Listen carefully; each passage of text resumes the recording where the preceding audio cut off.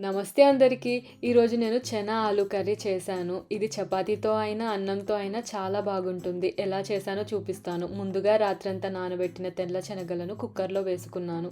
అందులో కొద్దిగా పసుపు, తగినంత ఉప్పు, ఒక చిన్న చెక్క ముక్క, ఒక బిర్యానీ ఆకు వేసి శనగలను మెత్తగా ఉడికే వరకు కుక్ చేసుకున్నాను. ఈలోపు ఒక బ్లెండర్ జార్‌లో టొమాటోలు, కొద్దిగా ఎండు కొబ్బరి పొడి, జీడిపప్పు వేసి మెత్తగా గ్రైండ్ చేసి పక్కన పెట్టుకున్నాను. ఇప్పుడు ఒక కడాయిలో కొద్దిగా ఆయిల్ వేసి షాజీరా వేశాను.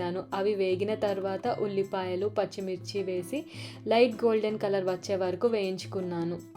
ఇప్పుడు కొంచెం అల్లం వెల్లుల్లిపాయ పేస్ట్ కూడా వేసి వేపుకున్నాను. వేగిన తరువాత మనం గ్రైండ్ చేసి పెట్టుకున్న టొమాటో పేస్ట్ వేసి బాగా ఉడికించాను.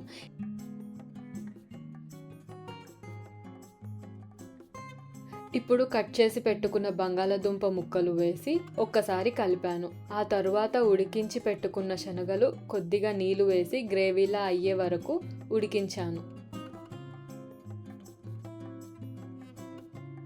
ఇప్పుడు కట్ చేసి పెట్టిన కొత్తిమీరని చల్లి ఒకసారి కలిపాను. చివరిగా కారం, ధనియాల పొడి, గరం మసాలా వేసి బాగా కలిపాను.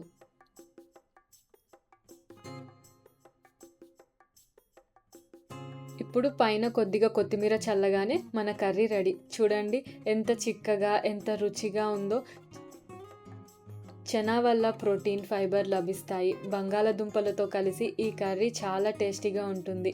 నేను అయితే మెంతి చపాతీతో తిన్నాను. చాలా బాగుంది. మీరు కూడా ఒకసారి ట్రై చేసి చూడండి.